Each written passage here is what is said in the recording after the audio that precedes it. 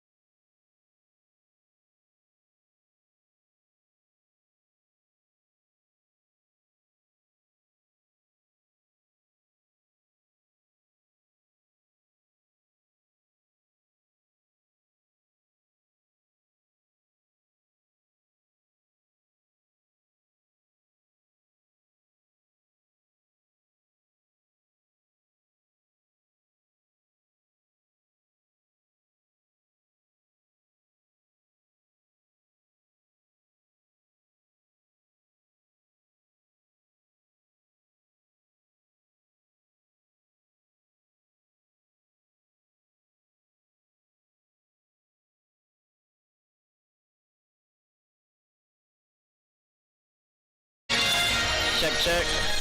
What is up, everyone? We are live from St. Joseph Knights Stadium here in Santa Maria as we got the Knights versus Atascadero. Joined here by Coach Vince. A little pregame show. We're going to talk about what we can expect from the Knights tonight and what you're looking forward to for this game. Yeah, I'm looking forward to seeing the energy tonight, see what sort of passion we can put together. We've been tweaking a couple little things and hoping we can put it together in the game tonight. Atascadero's led by number 3, Shea Buckley, really good player. Used to play for me when I was at Mission. He's a terrific player, just got his 1,000th point a couple of weeks ago, so looking forward to the challenge against him and the Greyhounds from Atascadero. Awesome, yeah, so the Knights, they actually depart tomorrow morning to New York City for the Hoop Hall Classic in Springfield, Massachusetts. What are you looking forward to for that trip? I'm looking forward to a lot of things in that trip. Obviously, we get to go and play a great team from Georgia, Holy Innocents, on Saturday. But I've never been out to that area. Getting to go to the Basketball Hall of Fame in Springfield, I'm really looking forward to that. Oh, that'll be dope. A basketball freak like me is going to want to spend extra time there.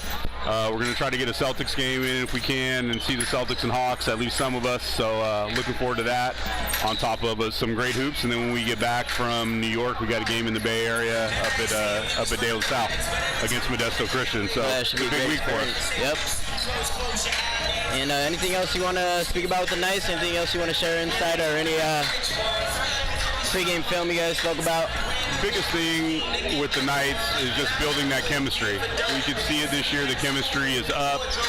All the guys really like each other. They're always around each other, whether it's on the court, off the court, at school, outside of school. So I think the more that we can build that game by game going into the last couple of weeks of the season before playoffs hit, I think building our chemistry is always first and foremost on my mind. Definitely. And before I let you go, what do you think about Tunde's new haircut for 2025? I think it looks great. I think he looks a little quicker. It took a few days for me to get used to it, though. It makes him look a little bit younger. Definitely. But guess what? As long as 24 is on his back, he's going to be playing the same way. He's a fantastic player. And it doesn't matter if he's got the short hair or the long hair. He's still going to get them buckets and lead us the way he's been doing for the last 4 years. Yep, definitely. I agree. Well, pleasure having you on. Nice to see you. Appreciate your insight all the time, you basketball genie, you know? Always. I'll see you guys soon. Yep.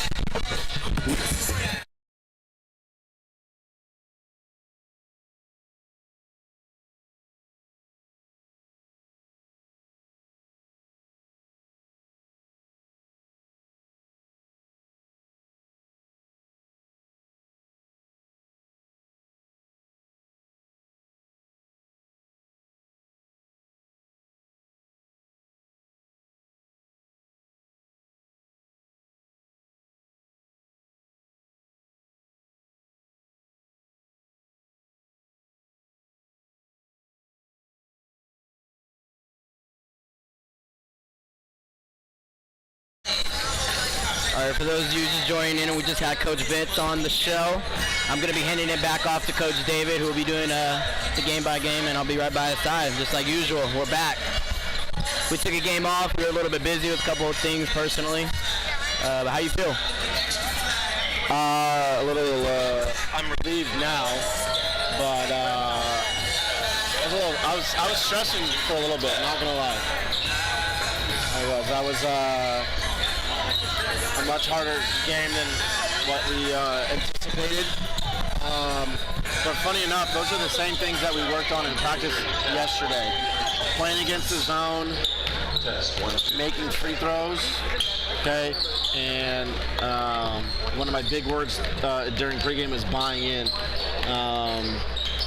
I don't feel like we've played a complete game for my squad, so that's what I was preaching on. I mean, you always love to win, but sometimes you can't really enjoy the win if you play that poorly. Dang, that one sounded personal. I mean, I'm not satisfied with my effort. Coach Mock kind of got on your case there at the end of the game. Did he? Because you were going to switch to a zone. No, I wasn't. But he wanted you to stick to man. I was in man. I know, but he thought you were going to zone, and he was just on your case. So it was good. You guys finished out in man. You guys got the win. That's all that matters, right? So yeah. Just sharing a little bit of insight that I have from the sideline. You know, heckling fans. Yeah. Always got something to say, right? Yeah, no matter who it is, right? Even if it's the late great Coach Mott. For those of you that didn't watch, a couple games ago, Coach Mott got his 500th career victory. Pretty cool achievement. Yeah, I think that's a milestone that every coach desires to hit, and yeah, it was pretty cool to witness. Music's a little loud for tonight. A little bit. We got 3 more minutes until tip-off, so we'll join you back in the next couple minutes with starting lineups.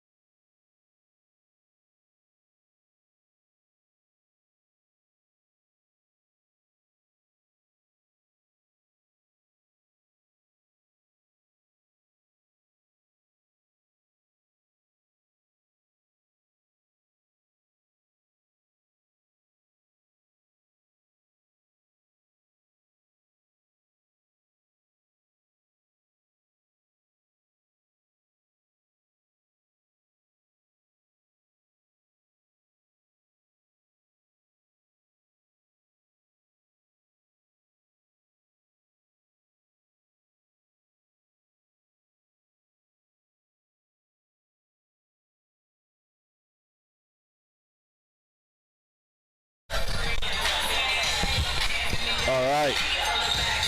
We are just seconds away from starting lineups and national anthem and starting lineups. Good evening, ladies and gentlemen, and welcome to Hushelty Gymnasium on the campus of St. Joseph High School. Please rise as Maddie Dominguez from St. Joseph High School class of 2025 leads us in prayer. In the name of the Father, and the Son, and the Holy Spirit. We thank you for bringing us together today and for the opportunity to play this game. We ask for your guidance and protection as we compete. Help us play with integrity, respect, and good sportsmanship, no matter the outcome. Bless our coaches, teammates, and opponents, and keep everyone safe from harm. Let this game be a time of growth, teamwork, and joy, and may we honor you in our attitudes and actions. St. Joseph, pray for us. Thank you, Maddie. Please remain standing and remove your cap as St. Joseph's High School presents our national anthem.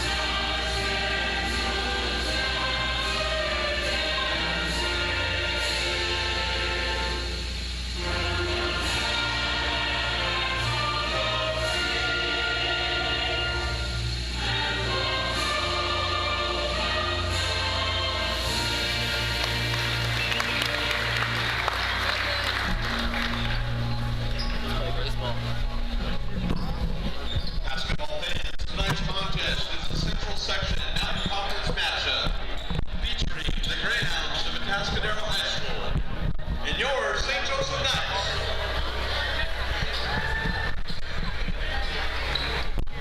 And now for the starting lineups. First for the visiting team. At guard, a 5'9" junior. Number 1, Stephen Ernst. At guard, a 5'10" junior. Number 2, Isaiah Rodriguez. At guard, a 6' junior. Number 3, Shay Buckley. At forward, a 6'2" junior. Number 24, Damon Mitchell. And at center, a 6'7" freshman. Number 34, Kingston Nico. For the Greyhounds, we have Ernst, Rodriguez, Buckley, Mitchell, and Nico. Nico is their center freshman. Some height. I mean, if it's anything like the JV team, they're all going to shoot it. I haven't seen them play in a while, but at the end of the day, we are the Knights, and everyone has to play up to our competition. Yeah, I think we spoke about it the last game we were on. The Knights just not stepping down to the level of competitions, continue to have a good attitude and continue to play their game, no matter the competition or no matter the opponent in front of them. So. Number 2, Malcolm Price. What do you think of them walking during this? Yeah, that's not what we did, right? No. Yeah, when I was here playing at St. Joe's, I don't remember us walking up either to the handshakes. I mean, it's different. I prefer a little bit of a jog, maybe some purpose in the movement. Yeah. I mean, I don't know. Maybe it's just the price thing. It's only been the Price brothers, so maybe it's just a price thing. Tunde gave it a little light jog. Your St. Joseph Knights I'm not too sure. I didn't notice that until now. You think, right, getting ready before a game, you'd want to kind of get the adrenaline going. You're not trying to walk. Maybe I should get on Tom's case for letting that happen. What do you think? Hey, you guys are the coaches. Let you guys hash that one out. Hey, but at the end of the day, they get their jobs done. Get the jobs done.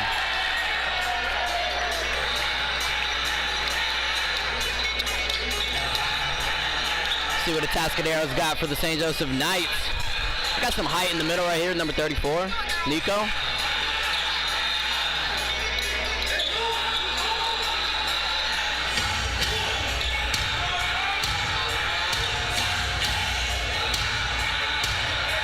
I kind of like this pregame song. What do you think? Yeah, it's getting me ready. Make me want to go out there and start playing.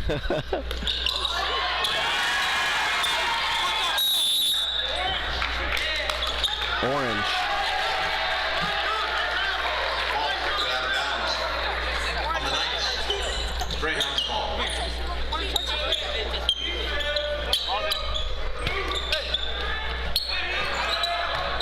And we're underway. What do you want to see from Atascadero this game?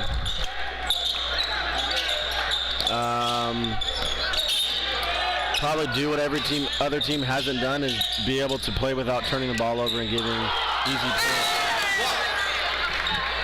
What a pass, a touchdown pass from Price to Morinini.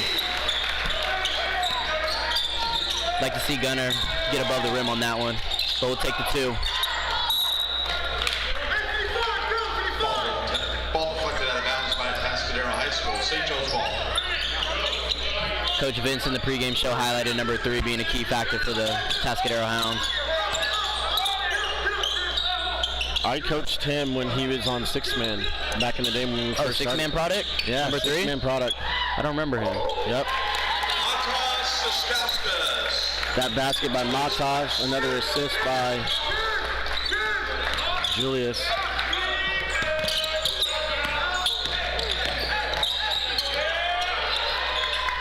Was Buckley there while I was there? No, you only played for 1 year, right? How many years for 6-man did you play? Me? 3?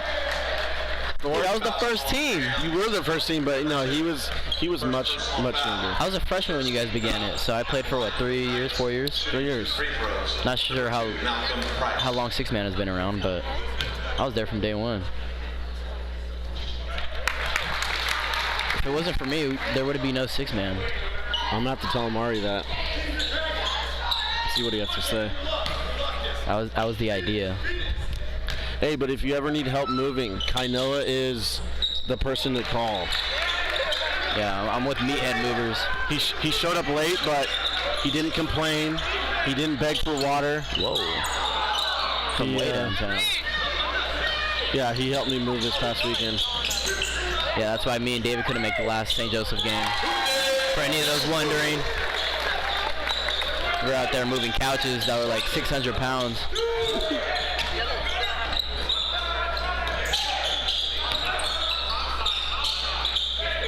Good ball movement. 50-cent finish. What a pass from Price. We got a slam dunk. Good no-look pass from right there from Price. Who threw that? I'm going to keep track of assists tonight. Price, Julius. Julius, that's his 3rd one already. So what are you doing? You're keeping track of points and assists? Yeah, just for fun. Atascadero's doing a really good job early on moving the ball. See if they can keep that up all game. I mean, they're handling the pressure better than Slow High and Templeton did. Definitely. And we jinxed them. It was a nice call to turnover. Ooh, and 1. Two, they popped back. Give him a little bit of a fillet finish.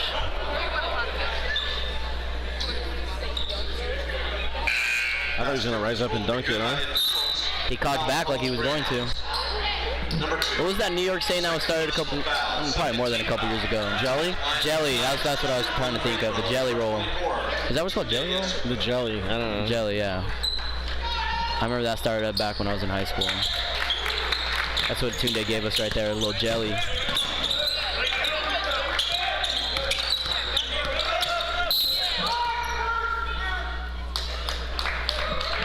In that situation, I think there's a little bit too much dribbling. That's a six-man project for sure. Lots of dribbling, over dribbling. I don't know. It could be pass first like Aki's AAU team does. Turnover by the Greyhounds. I mean, assuming since they're from Atascadero, they're more three-ball product, and three-ball like No, ball. he has his own program up at North County. It's called Pass First. Okay. Well, that sounds a lot like three-ball. A lot of pass first. I mean, I feel like nowadays there's not many. I mean, I don't know if I'm disconnected from the community, but not many youth basketball. Got a little excited there. That cut off David and more Nini caught the lob. I was just talking about the youth basketball and how all the programs Have died out. have kind of died out, which is Definitely. sad. I mean, especially in this area, limited number of facilities. Yeah, I definitely agree. I was just talking about this with my family the other day, how there's not a lot of programs, a lot of kids, they're not really diehard basketball fans anymore. It's kind of dying out in this area specifically. Not too sure why or what the reasoning is, but yeah, I've noticed that. Because when I was a kid, there was a bunch of programs, a bunch of tournaments that I heard about. Obviously, you and me are both probably not in the mix as much. So you don't do six-man anymore, and I'm not a kid anymore playing travel basketball, but yeah, it's one thing to highlight in the Central Coast area. Not too many basketball programs. I mean, I know one of the predominant ones is the Huskies. I know the freshman coach, he's heavily involved in that. So I know his product is shown as most of them go to Rigetti in St. Joe's. So that is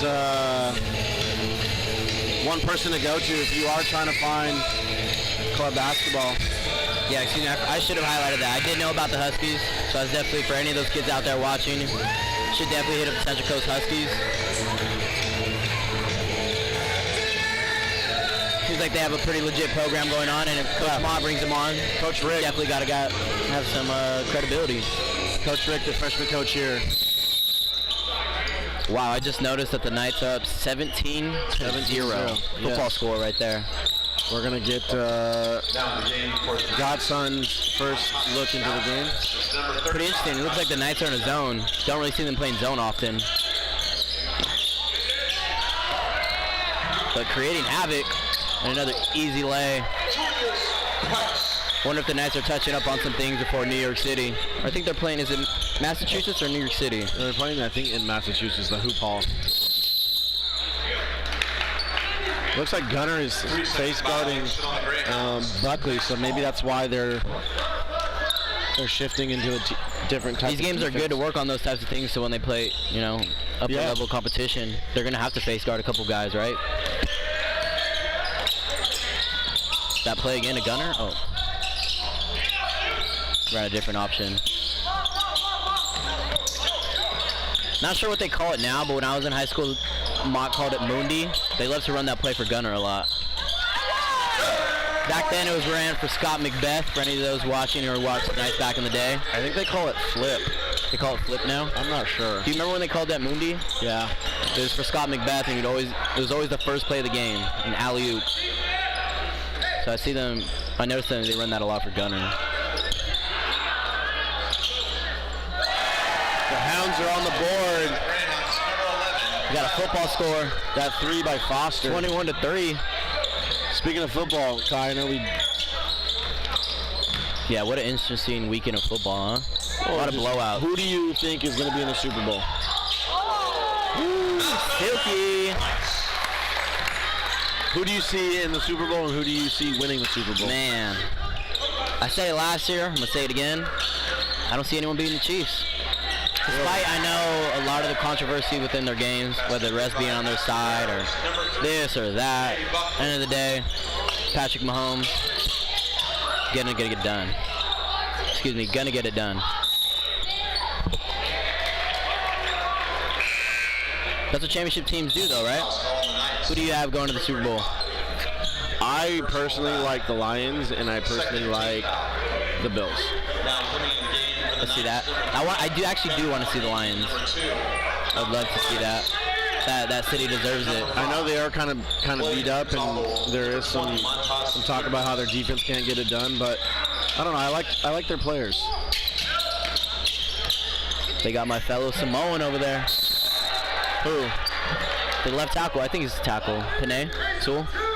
The Beast? You don't know who that is? All right, David. I just like skill positions. Let's stop talking about football. Skill positions. This man's the highest paid offensive lineman in the league. Ain't nobody care about that. Yeah, you'll see you. Watch a Lions game for me, huh? Yeah, I will this weekend. Who do they got? I don't know. Stolen by the Knights. Ooh. Let's check. Bounce on the Knights. Greyhounds fall. Things like that I do not want to see the Knights do. Creating bad habits, bad passes. It's number 4, Abdul Mare. Especially going into a trip to Massachusetts for high-level competition basketball. Want to make sure you're continuing good habits, playing good brand basketball. Tunde pushes. Ooh. He glides through the lane for an easy lay. I think he just has to slam those. Look, he's about to do it for you.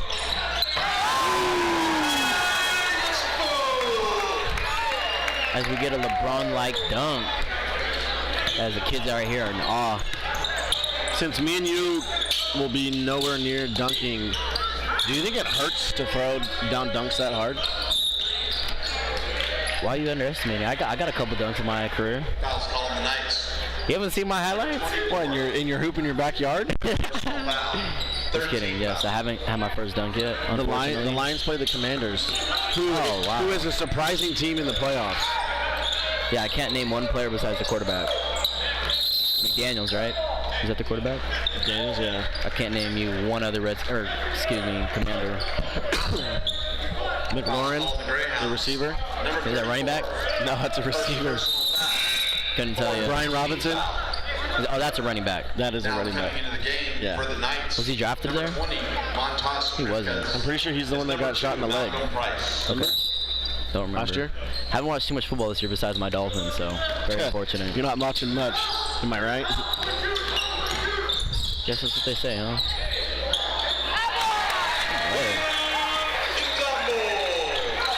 That is Julius Price. William Sacre. Haven't seen too much of him this year. No, he's been injured a lot.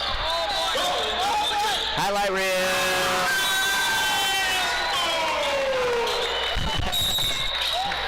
I always love seeing the kids' reactions when Tunde gets a dunk. I think you and me take it for granted. We see it all the time, right? A lot of these kids, it's their first time being able to witness Tunde. So it's cool to see everyone's reactions. Yeah, the Knights out to a 31-5 lead. You know what I love most, though, is that Tunde is so genuinely excited after every single dunk. Like as if it's his first time. And that's what I love. Tunde plays hard. He's excited about every single possession. Not many star players can say that they play hard every possession.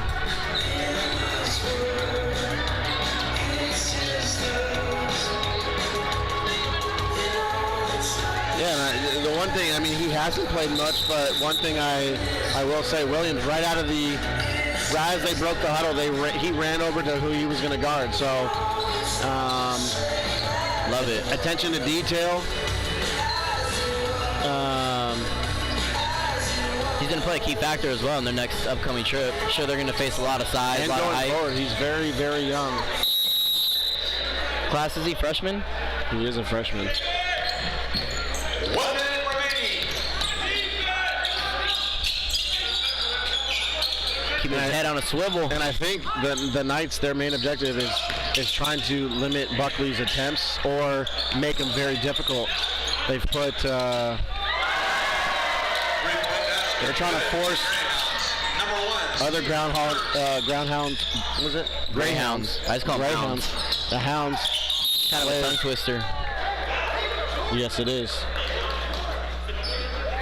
Yeah, they're trying to force other Greyhounds to beat them. Which, hey, next time when I play the Greyhounds, I'm gonna make someone other than number 10 because I haven't counted my points, but I told my kids they probably had close to 30. Oh, the kid you faced earlier today in JV. He must have hit 8 threes, 9 threes, couple and 1 threes. Man, He thought he was Chef Curry out there. Are you gonna be able to sleep tonight with that game? Yeah. Number 10, Damian. That was a Because wild at the one. end of the day, it's a win's a win. Right? Is a win.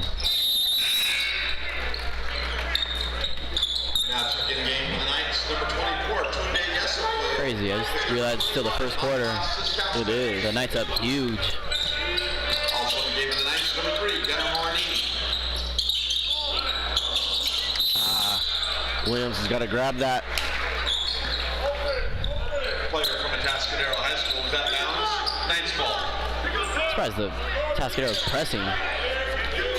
Not too sure what good will come out of that. Because the Knights have really great ball handlers and decision makers, as you can see here.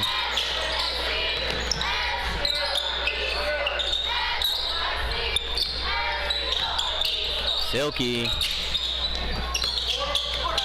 Mid-range. Good shot. Ooh.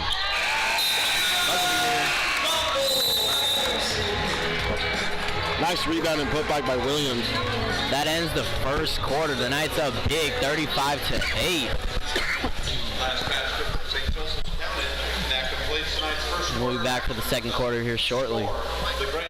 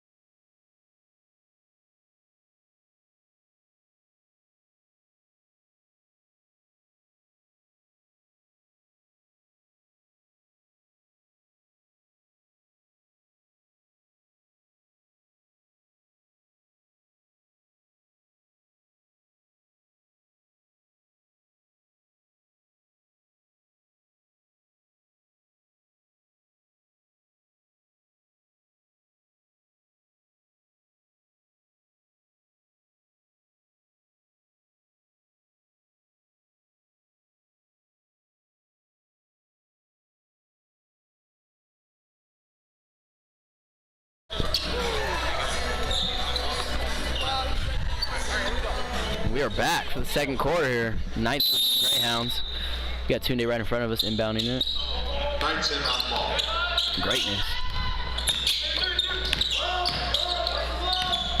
What is that called right there? What they just did? I think it's flip. That wasn't flip, because there was no lob pass to Gunner. Well, you know when you can just hand it off to the wing. Oh, yeah, I don't know. I know there's a name to it. I just can't think of it. But the Knights executed as they got a bucket out of it. Ooh, missed everything.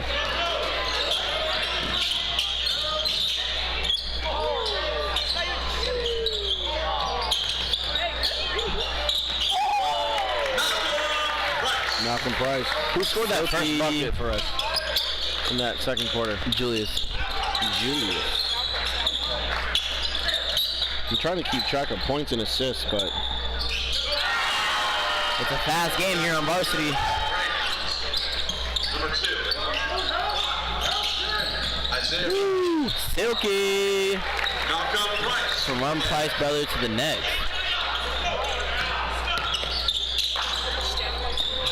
I mean, I don't know if my count's right, but I have 6 assists for Julius already. He's always been a facilitator. That is one thing that, Is he pass first though? Julius Price. Number 21. if he needs to be, yeah. I mean, he got the first 4 assists. I mean, not to knock on Julius. Just like, if I was scouting him or evaluating him, do you think he's a pass first point guard? I think he does do good mix of both. He does, yeah. I think it's a very well balanced game. That's a fair assessment. As far when I hear pass first, like that makes me think that like he can't shoot outside. He like a Rondo, like Alonzo. or Alonzo. Right. Okay. Yeah, I think the same thing as well. like I said, he has games where he needs to score 25, 30 points, and there's some games where he needs to get 5, 10 assists, and he can do either one without complaining. No, definitely. He is a team player, very unselfish player. Fouls called on the Knights. Number 3. Just the vocabulary of first pass, pass first point guard. I was just, I don't know. But like I said, I think we agreed that we think of Rondo, Lonzo's. Who else is pass first? Not really too many of those nowadays. I feel like a lot of point guards nowadays are scoring, right? Shooting, kind of do it all. Fouls called on the Greyhounds. Can blame Steph Curry for that, maybe a little bit. What? That not a lot of point guard. There's not really a lot of traditional point guard, right? Magic Johnson's pass first. I mean, I think it's just how the game. I mean, yeah, he probably started it, and that's just how the game has transitioned. Right. Just evolved. That's the correct word, evolved. I mean, back in the day when they didn't have a three-point line, what did they do? They just shot inside. So, like, as you add and subtract things from the game, you have to adjust, thus evolving the game. So, like, say they do implement a four-point line farther than a three, people are going to start shooting more four-pointers. So then everyone's going to start developing that as a young age to try to get to that level. Right. Because when you're in the Philippines, they did have a four-point line. Really? Yeah. I did not know that. Yeah. That's interesting. But not a lot of people. Not a lot of people. FIBA, right? That is part of the FIBA rules. I think they didn't do that in the Olympics. Oh my gosh. Ooh. That was a clean block by Buckley.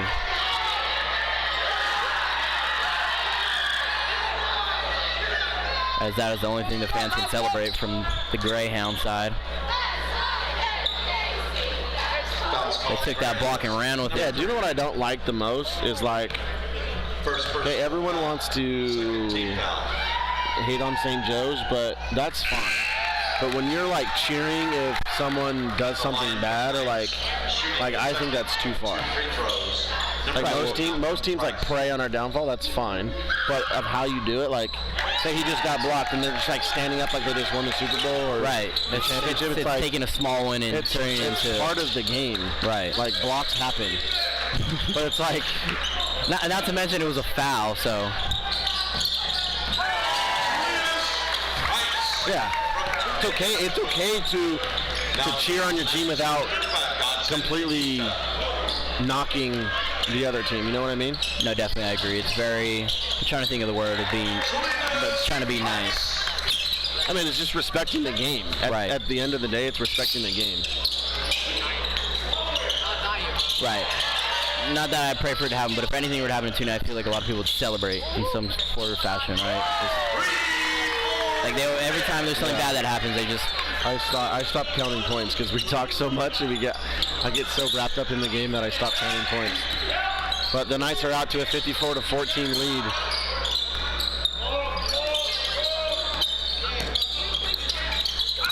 One thing I don't like from the Greyhounds is every time they pass it to the post, the guy doesn't even face the rim. He's looking to pass only. And now he faces the rim. But how are you going to be a threat on the basketball court if your back is constantly towards the rim?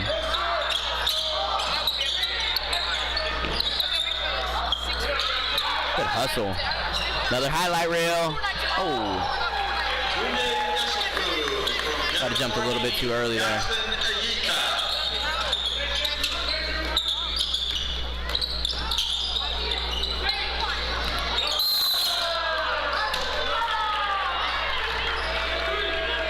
Kind of continuing our dialogue from the Templeton Knights game, right? A couple days ago that we did, or maybe a week ago. They're calling a foul on the Greyhounds on that one. Number 10. What are you telling though your team as the Greyhounds coach? Now in the game for the Knights, I mean, you got nothing to lose. I mean, right? You have no other choice but to play hard. Right, and I feel like they have done a good job though. It doesn't seem like everyone's pouting. Nobody has their head down. Everyone seems to continue playing hard, and they're still pressing. So I think against Templeton, there was a lot of attitude that they were losing, but Atascadero's doing a pretty good job so far, playing hard, still competing.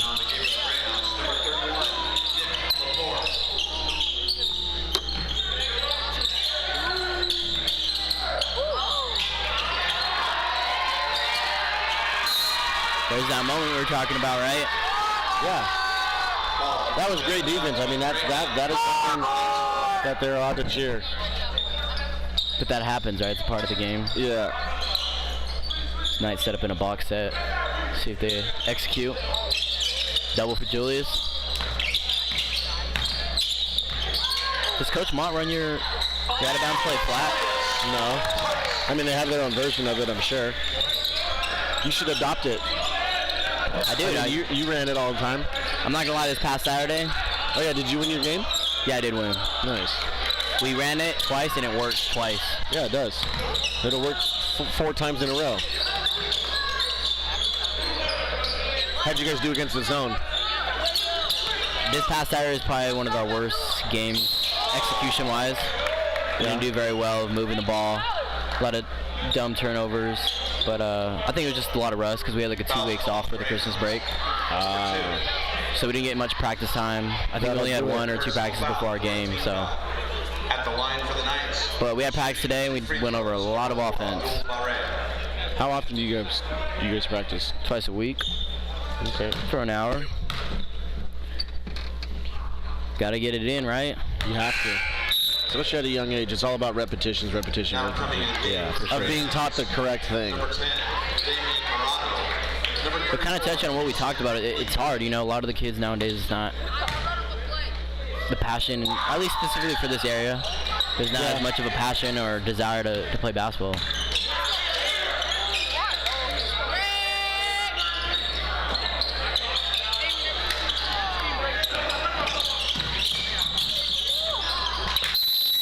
I mean, I think you kind of see it, right, around the area with the high school level. I feel like the league used to be a lot more competitive back in the day. Even 6, 7 years ago, there was a lot of talent coming out of Mission, Getty, St. Joe's obviously always being a powerhouse. It just seems like the talent level has maybe dipped just a tiny bit in the past couple of years. Well, and like the realignment of the different divisions, right? Because they used to be all mixed together.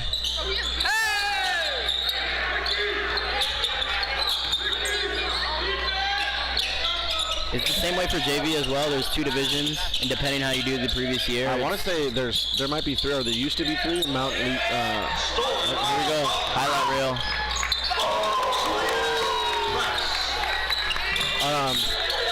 Yeah, I think there's typically 2. Like I said, but with the realignment every so often, I think they implemented a 3-league. Well, Coach Elliott was talking to me about it, at least for the varsity, though, because it wasn't like that when I was in high school. No, it wasn't. That's what I'm saying, just the different realignments. Yeah, but I mean, I think it's good, right? The better teams, get rewarded of playing in a higher division, and then teams that didn't do too well are in the lower. So yeah, but do they do that for the freshman and JV level as well? Oh, that's good. Yeah, so you're accustomed to playing Rigetti, right, and alley-oop. Yeah, we don't play Rigetti. Yeah. But I mean, it's up to Rigetti, right, to continue to win, and then get that promotion in the division level. Tested good by the Greyhounds. Number 24, Damon Mitchell. 1 minute remaining. And the Knights out to a 62-19.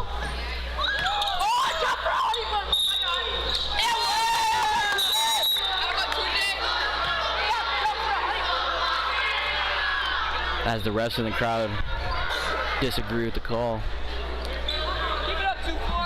Foul is called on the Greyhounds. Number 24. 3rd personal foul. 15 foul. At the line for the Knights shooting. Looks like Knights about to clear the bench before the end of the half. Number 24, Tunde Yesufu. Tunde makes the first. Now shooting the second of 3 free throws. Number 24, Tunde Yesufu.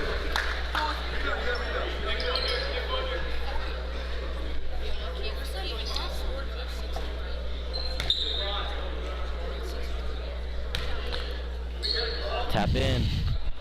Hey, how would you rate the coaching staff's shoes? From best to worst, rank the coaching staff's shoes tonight. Man, hopefully they don't look back at it. Oh, they do. Let's see. Don't be scared. Well, I can already notice off the bat Coach Mott's got the Jordan 1s on. But I can't really make out what Coach Elliott and Coach G. Wood are wearing just because they're darker black shoes, kind of mixing in with the floor. I want to say Coach G. Wood has Air Forces on though. Yeah. Lane violation by the Knights. Coach Elliott's mixing in with the Florida shoes because they're all black. Number 23. I'm assuming they're Jordans though. Also in the game for the Knights, Julius Price. Me personally, I like brighter shoes, so I'm gonna take Coach Vince and Coach Mott's shoes, just in the case that they're brighter. But if I can make out what Coach Elliott's wearing, I could probably put him first, just because I love Jordans. I'm a sneakerhead, so.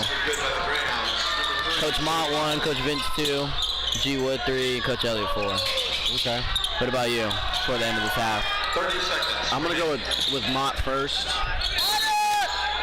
and then G. Wood. And it's not a fair second because we don't know what Elliott's wearing. Maybe we can get our insight. We can get a camera view with a closer look. Vince is wearing Jordans, but I think Tom is Tom's got like a crazy amount of shoes. Does he? Yes. Yeah, his closet is. Good ball movement. Just can't get the shot to fall. And I wouldn't say he has all like the flashy Jordans and all that. He just has a lot of shoes in general, just all kinds of shoes. So I'd like to get if we can get April to vouch or Tom, let us know how many pairs of shoes Tom has in his closet. Let's see if we can get And that wraps up the first half. Knights up big in this first half, 66 to the Greyhounds 23. 23. And your St. Joseph Knights. Looks like David's going to try to get an answer right here from Yeah, I'm going to work on getting giving you guys an answer for how many on how many shoes Yeah. Tom Mott has in his closet. He definitely does not have more than Coach Elliott though. Can we agree to that? Yes. Coach Elliott has an absurd amount. I remember when I was going here, it was a new shoe every day. At practice, game, never wore the same shoe twice. For your halftime entertainment. All right, we're going to get a halftime cheer performance, and we're going to be back with first half analysis, second half predictions, and a shoe count.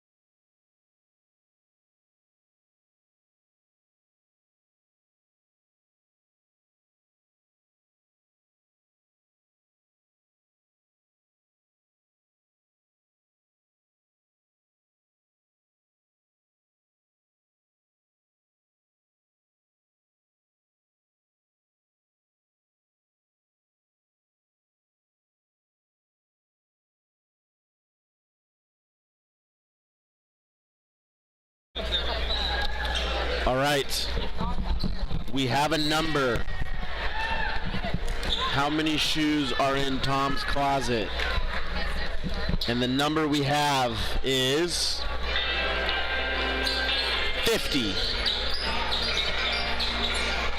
And when he gave me the answer, it was kind of like, I don't know, so it could be more. I'm gonna go on the side of it could be more.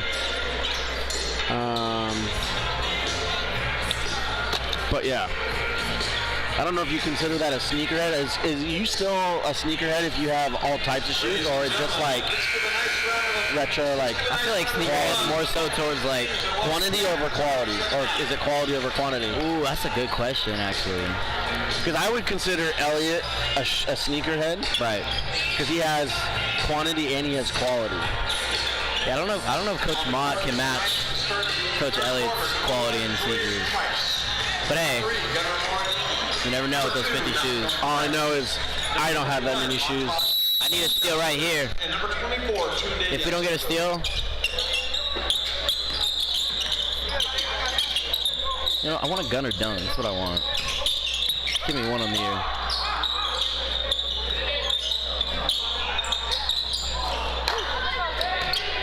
See if they run it. Travel. Yep. Great minds think alike. And for the Greyhounds to start the third quarter, number 24, David Mitchell.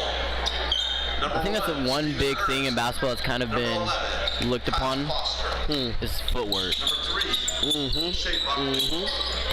A lot of the footwork in today's basketball is not all the way there like it used to be. Whether it's pivot foots, jump stops. You know, a lot of people don't even know what a reverse pivot is. That is very true. That's a very good. Are we gonna get a dunk? Oh my gosh! Can we get one from Gunner? That is a very good. Oh, you are getting dunked on, my friend. Oh. As Coach Mott, Gunner, everyone kind of smirks because they all expected a dunk out of Gunner. We're gonna get one this year. You think we're gonna get one, David, from Gunner? Yeah, he's got to. But back to the footwork. Now I lost my train of thought. Oh, about reverse pivoting. And you know what's crazy is this era didn't even get to watch and one mixtapes. And that was like back in our day, like when I was in high school, like one of the thing was play on 2 feet. This isn't the N1 mixtape. And like you can't even say that now because the kids will be like, what is the N1 mixtape? I think you can say too, like there's a lot more athleticism within the game too as well. There's a lot of it. Yes, that is part of it. But at the end of the day, God gave you 2 feet for a reason, right? I mean, continuing to elaborate what we're talking about, Julius, one of the best guards, right, in the state, if not the best. He just got called for travel because of his footwork. So, not saying he does that every time, but no matter the athlete, footwork still should be a priority. I think too, I was trying to point out with the Greyhounds, every time they catch it in the post, it's usually number 24. He never faces the basket. I don't know if he knows how to do a reverse pivot or watch when he catches it. He never pivots. He's just only looking to pass. I'm sure that's what it is in the game plan for him to make a pass, but being taught. But yeah, you're right.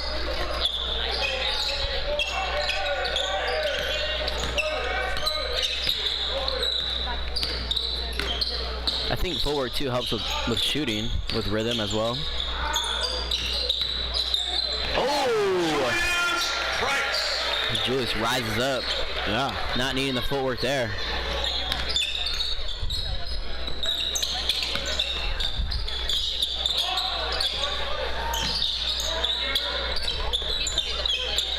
I caught Coach Vince briefly in the bathroom talking about how they were face guarding number 3, Buckley. Yeah. So you were right. The pass. You got to shoot that. You're not getting many chances, and when you don't take a shot that you need to take, that is a... Foul's called on the Knights. They came out with the right mindset and the right game plan. It was ball movement. It was good. It was good passing. You just got to take that shot. I mean, like I said, not many opportunities. You got to shoot them when you get them. Very true. Let's see if they execute that about. Wait, the clock resets to 35? Our number 5, William Zombo. On a foul? Yeah. It resets to 35? Yeah. It was down to like 4. Yeah, it resets. Number 11, Wow. Kyle Foster. Number 5, William Zombo. You know what, Kyle, you learn something new every day. Dodson Agita. What do you think it's going to reset to 14? At least something short. I mean, that's the defense. You get it down to 2-3 seconds, and then if you foul, you just reset it all the way back to 35. Only the NBA goes to 14. Wow. NBA in college, I think. That's so unrewarding. I guess that's one key thing to know in a close game, right? You got to really show those hands. There you go. Hey, you're adapting. I like it. But man, that's just, what if you get it all the way down to 2 seconds, the ref just calls a foul, and then it resets? It really pisses you off as a coach. Wow, that's pissing me off just even talking about it right now.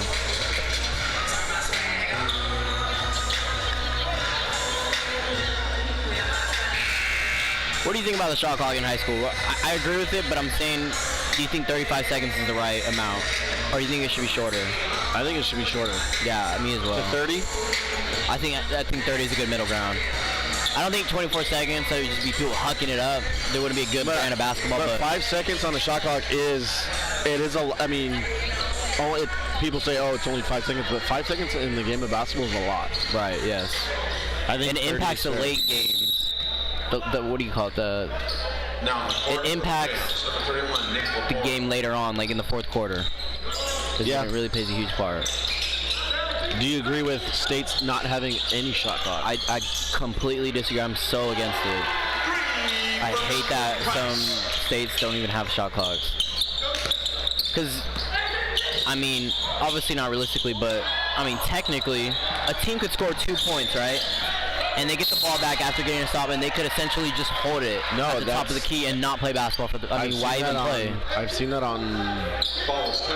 Back in the day when there was Twitter, people were complaining about that. Right, but you could literally, technically, you could do that. Yes. You could just play keep away. Just score 2 points and just play keep away. And that's not basketball. So.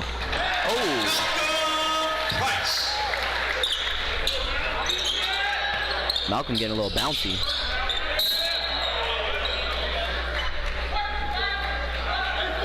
Foul's called on the Knights. That foul is called on.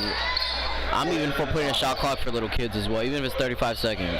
I think every kid should learn how to play within a game, like a shot clock. So I'm assuming your refs at your games you coach call travels and carries and all that, or no? Yes. Okay. Some are stricter than others.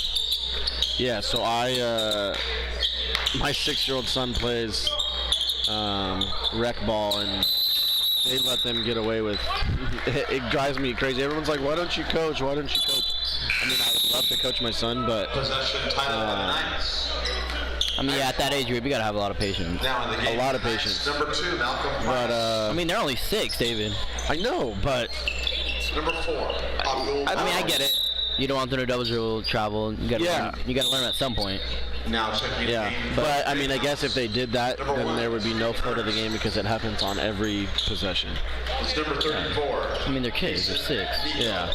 Michael Jordan wasn't even playing basketball at 6. Yeah. Out of bounds of the Greyhounds, Knights ball. Maybe I'm just a competitive. Maybe that's what it is. I'm a competitive person. I coach. I coach his soccer team, which I like. See what? Okay, that was a goaltending. How's that goaltending? It hit the glass first. No, it didn't. Well, one thing to partake, Julius, I don't know why I was dribbling through a double team. We can highlight that. But luckily they got away with it. Julius made up with the effort block. Oh, got another highlight reel.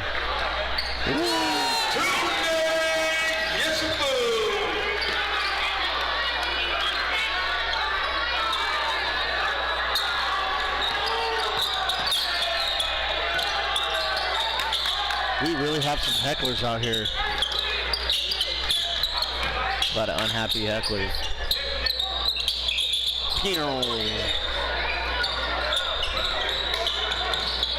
I do got to give credit though to Atascadero. They're doing a great job of moving the rock and trying to find the best shot possible. Just the Knights' size is just too much.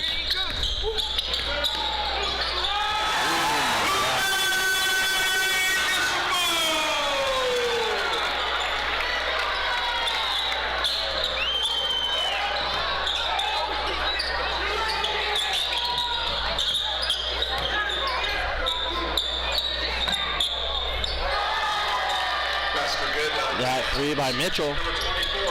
Loving the competitive spirit from both teams. I don't know why this scoreboard keeps scores 89 to 32. 92 to 32. Julius Price.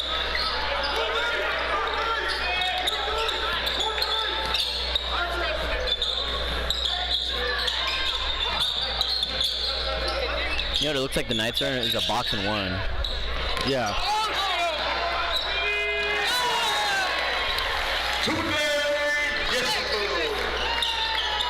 Nothing but smiles from the Knights.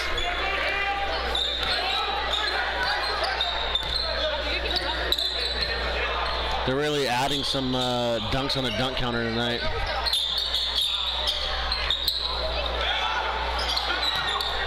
Rebound by Abdul-Barre.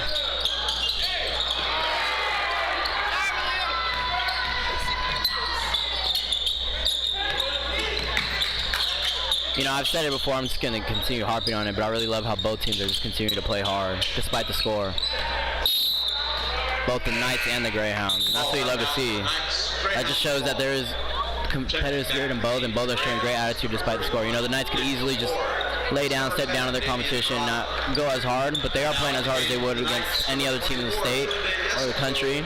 And Atascadero is still giving their A effort. You know, they could easily just be snooping around with their head down and not giving it at all, but both teams still going hard. So we love to see, right? Yeah. Still a good game. I mean, we've seen a lot of blowouts, and a lot of times the other team just gives up. Number 23, Elijah Ormond. But that is not the case tonight with that Atascadero. And number 0, Josiah Gonzalez. Yeah, we had a platoon sub for the Knights. It's going to be Elijah, Matas, Jaden, Josiah, and Montas. Knights out 94 to 32. That's crazy. Scoring 100 points almost in 3 quarters. High efficiency. A lot of easy buckets. What happens when you play fast, get a lot of turnovers.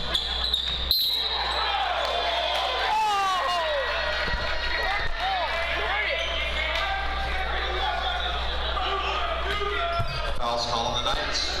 Number 21.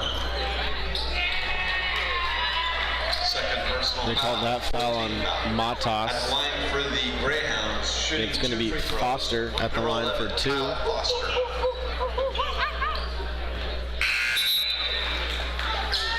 Now in the game for the Greyhounds, number 24, Damon Mitchell. I mean, I guess we talked about, right, basketball evolving and changing a lot. Have you seen the reports or the articles about the NBA ratings being down? No. You haven't seen that? To be honest, I don't really watch a lot of NBA. I mean, I do, but I don't like Like, you're not sitting through a whole game. No, I mean, I'll have it on, and then I'm usually doing something, scrolling through my phone, But I think that's like many of us. But you have it on, essentially. Yeah, I have it on, but I'm not, like, fully... Greyhounds. Well, there's reports, for those that don't know, or obviously you don't know yourself. But the NBA ratings have been down this year for the season by like 12% compared to like 2012 or something like that. I don't know the exact difference, but the purpose is that the NBA ratings are down. So I was going to ask you what your thoughts are on that and why you would think that. Of why? Yeah. A lot of people don't like the style of basketball. Right. I think it has to do with your guys' generations, the old heads, right? My generation? Why are you putting me in the old heads? I'm just calling a spade a spade. No, you're not that old, but 34. I'm saying the older generation that watched like Michael Jordan, Magic Johnson those days. Yeah, I think, I mean, those people grew up watching the pick and roll with Karl Malone and John Stockton, like the slower pace, the half-court pace, and I don't think, like you said, a lot of people don't like the athleticism. They don't like the highlight play, like fancy dunks. 2 points at the end of the day. 2 points is 2 points. So I long think, shots too, like Steph Curry from the logo. Yeah. So yeah, I mean, a lot of people don't like that. I feel like what people don't realize is like how much the game has truly evolved. I think a lot of people blame defensive effort not being played in the NBA, but I feel like a lot of people don't understand that there's just so much skill in the NBA that it just is it looks so smooth and so like within the flow of the game that it doesn't seem like anybody's trying, but it's like they're just truly that great.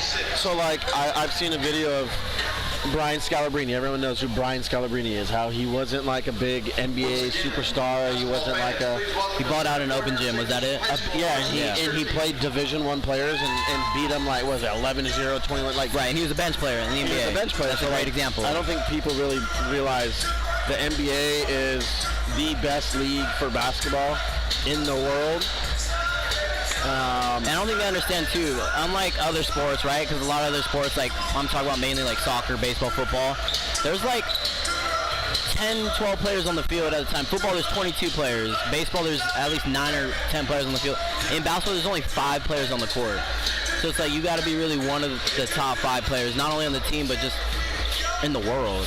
And I don't think, there's one story I always share. When I was playing at Hancock, we had an open gym right during the summertime, and we had a Division I basketball player join us. I think Westraker coached him as well. I'm trying to think of his name. He played at Cal Poly, but he showed up to our open gym, and I swear it looked like he wasn't even trying, but he was getting buckets on everybody, and he didn't even break a sweat. Yeah, I mean, sometimes it just comes easier to people. It's insane, like just the skill level that there is at different levels, the variations of it. I can't remember his name. I should have asked Wes right here while he was inbounding the ball, but yeah, very talented player from Cal Poly Division I, obviously. What was he from this area? No, let me see. I still have one on the socials. Let me see if I can find him. It's the Greyhounds, number 34, Payson Nico. Marcellus Garrett. This is who it was. Have you ever heard of him? Played at Cal Poly. Hancock too as well. Yeah. Yeah, he came into our open gym one summertime while I was on the Hancock team and absolutely balled out. He had like the game of like Brandon Ingram, a lengthier wing player, but man, he was just getting buckets and it was just so nonchalant. Like he didn't even break a sweat. It was crazy, but that just shows, the talent level from obviously junior college to Division I, or all those different levels. But just touching on the case we were talking about, right, with Brian Scalabrine, just because he's a bench player doesn't mean he's not good. Like you said, he balled out against Division I players. So. Yeah.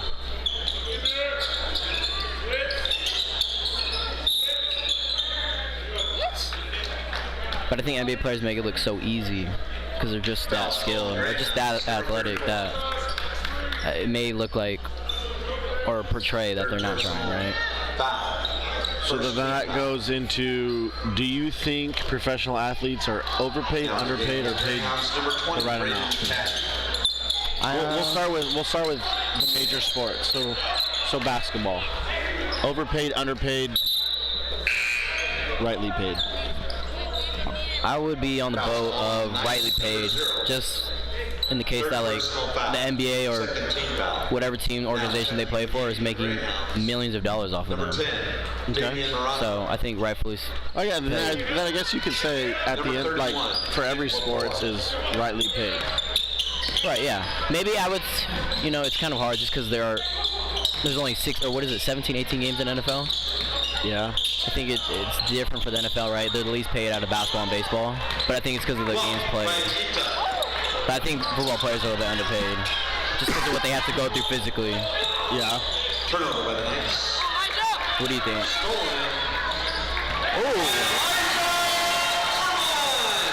Elijah Ormond. Well, at the end of the day, how I see it, professional sports is a form of entertainment, right? Right.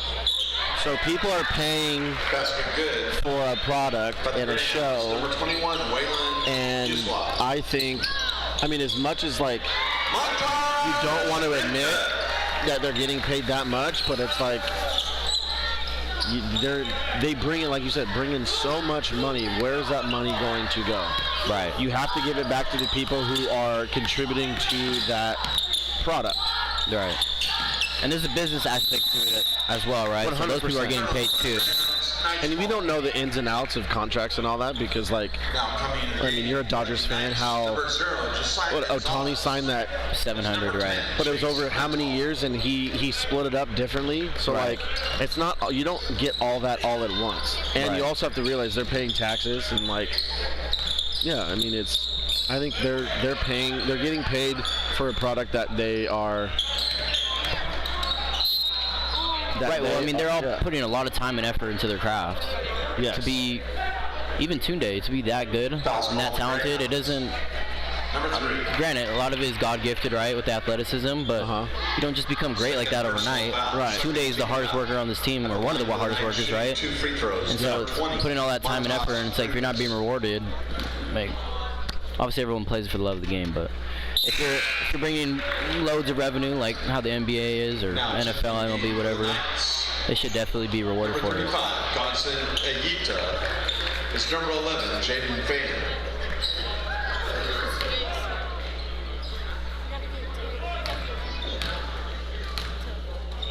Excited to see Tunde though, that Baylor.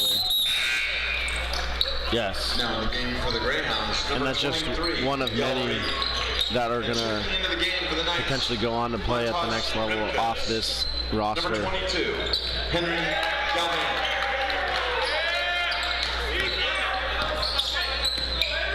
I think it's a credit, right, to the coaching staff as well. I mean, having these kids all disciplined, staying focused no matter the game. Because these guys could all just be easily just dozed off, messing around. They're up 102 to 40, but everyone's pretty much locked in on the game, you know? Yeah. So. At the line for the Greyhounds, shooting 2 free throws, number 3, Shea Buckley. I think another thing, too, is everyone wears team shoes. I think it takes discipline, right? See, that's another thing. When I, freshman to senior, we all had team shoes and we had to wear them. So that's good. Someone could easily just say, hey, like, I'm going to wear my own shoes. And yeah, I personally am all for team shoes. I mean, some people don't like them for different reasons, but at the end of the day, if you could play basketball in them, there'd be no complaint. I think it's the part of looking as one unified and unison group. It's not golf or tennis. Yeah, you're not representing a team. You're not individual. You're representing as a team. This is a team sport, so whatever you can to perform well as a team. No one person stands out more than the other. Because I mean, some teams have gotten away where kids wear flashy shoes that aren't even matching their colors, and I just think that looks tacky. It looks tacky, and it's I mean, it's clean. It's a cleaner look. Yeah, testament to the coaches and players laying down the foundation. And what is the saying? Look good, feel good, play good. Yeah. So it's like, I mean, it's all correlates. Number 11. Coach Mosspo's, and they got a bunch of team shoes, right? They got like, I think they have 2 or 3.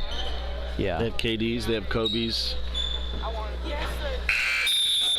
Maybe a pair of Jordans. I like their Kobe ones. I think it's black, right, with their black uniforms. Black and green and yellow. Yeah. Yeah. Now coming to the game for the Greyhounds, number 22, Deshaun Brown. I mean, yeah, we're wrapping up on this game. Kind of flew by. Exciting trip for the Knights, though, coming up. Yes, they're going to leave right from this game to drive to San Jose. San Jose, and they're going to fly, I believe it's San Jose, right? And they're going to fly out for a little East Coast trip. So follow Twitter, X, follow Instagram for updates on game times and streams. I'm sure it's going to be streamed somewhere. You might have to pay a little bit, but you'll get to watch the Knights. They're not going to listen to us. No, they will not listen. You guys will not get the privilege of listening to us. Myself and David here. But that's going to... Time's going to tick. I believe they're going to stop the clock so he can finish his free throws. At the line for the Greyhounds, shooting 2 free throws. The Knights extend their home win streak to 38 games, also extending their league win streak to 50. Like David said, look to continue their dominance as they head out to Massachusetts for a big national stage. This Saturday afternoon at 4:30. Yes, 104 to 45 concludes this contest. We will resume next week. It's going to be a away game at Mission on Tuesday. We will be streaming that one as well. So tune in next week. Thank you. Late.